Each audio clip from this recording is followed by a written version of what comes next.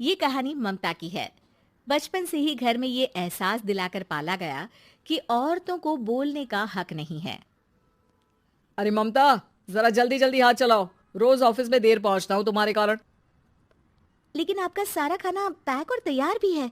अरे जबान जितनी चलाती हो उतना अगर हाथ चलाती ना तो शायद घर को अच्छे से मैनेज कर पाती। क्या मतलब है? क्या नहीं मिला आपको? मोजे मोजे कौन देगा? ममता भागकर पति को मोजे देती है। वो हर किसी का ख्याल रखती, लेकिन उसके घर में रोज का रोना लगा रहता। अरे माँ, आज स्कूल में टीचर ने मुझे फीस के लिए डांटा।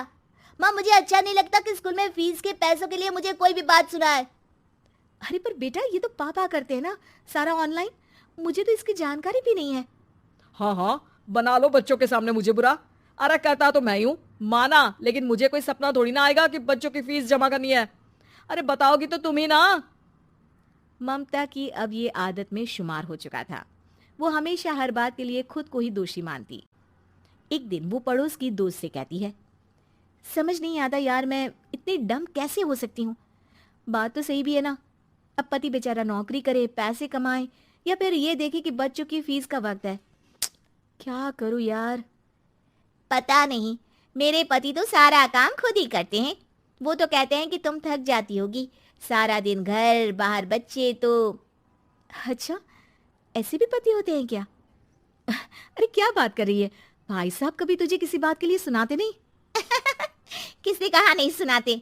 अरे ये पति चीज ही ऐसी होती है कि बिना पत्नी को सुनाए उन्हें चैन की नींद कहाँ आती है। तो तू भी परेशान रहती होगी कि कैसे, क्या, कब भूल गई। अरे वो तो मुझे बस इस बात के लिए ताना देते हैं कि मैं वक्त पर खाना क्यों नहीं खाती या पार्लर जाकर अपनी साज सज्जा क्यों नहीं करवाती।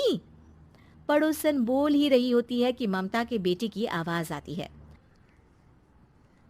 अरे माँ, क्या हो गया? लग नहीं रहा कि आज आप मुझे पानी भी देगी। अरे कब से खाने के लिए वेट कर रहा हूँ। अरे यार, मैं चलती हूँ। बेटा खाने के लिए वेट कर रहा है, मैंने उसे खाना भी नहीं दिया। अरे 12वीं में पहुंच चुका है तुम्हारा बेटा, उसे बोलो खुद पानी लिया करे। मैंने तो अपने बच्चों को काम करना सिखाया है। अरे यार, खुद की भी तो कोई लाइफ है।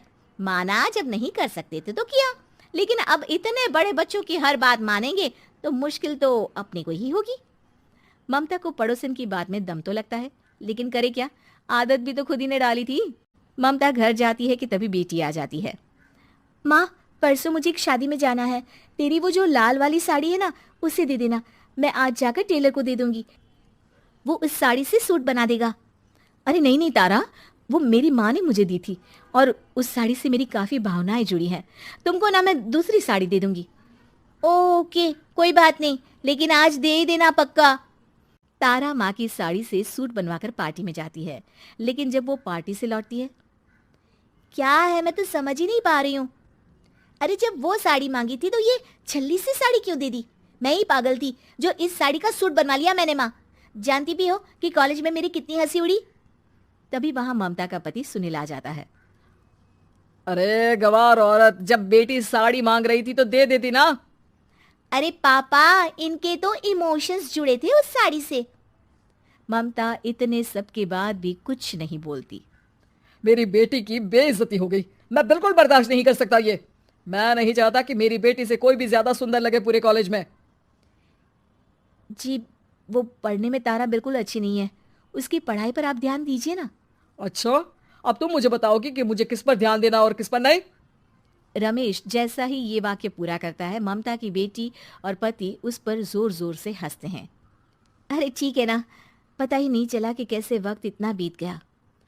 अरे कैसे पता चलेगा माँ, हम लोगों के पीछे जो तू बैताल की तरह चिपकी रहती थी, तुझे कैसे वक्त का पता चलता? ममता को पहले सास ससुर, फिर पति और बच्चों की तरफ से इस तरीके की बातें सुनकर उसका मन बहुत दुखी रहता था। एक दिन, सुनो ना, बहुत दिनों से कमर के नीचे बहुत दर्द रहता है। कल मैंने देखा तो एक फोड़ा था। अरे ममता, एक बार अपने पति से बात करो, वो तुम्हारा फोड़ा डॉक्टर को दिखा देंगे। अरे नहीं नहीं, वो तो गुस्सा हो जाएंगे। अरे क्यों गुस्सा हो जाएंगे? तुमको दर्द है। हाँ, लेकिन वो यही बोलेंगे कि ऑफिस जाऊं या फिर तुम्हें लेकर डॉक्टर के पास। तो बेटे से ही बात कर ले। अरे वो तो मैं कर लूं, लेकिन फोड़ा है ऐसी जगह कि उसे बताते मुझे शर्म आएगी। लेकिन कुछ ना कुछ तो करना जरूरी है ना। ऐसे कब तक फोड़े के दर्द से तड़पती रहेगी?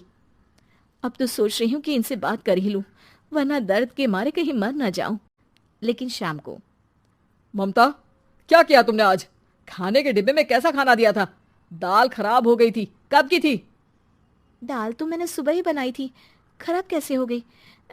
अच्छा सुनिए ना, मुझे कहना है कि अरे गरम दाल बंद करोगी तो ऐसा ही होगा ना।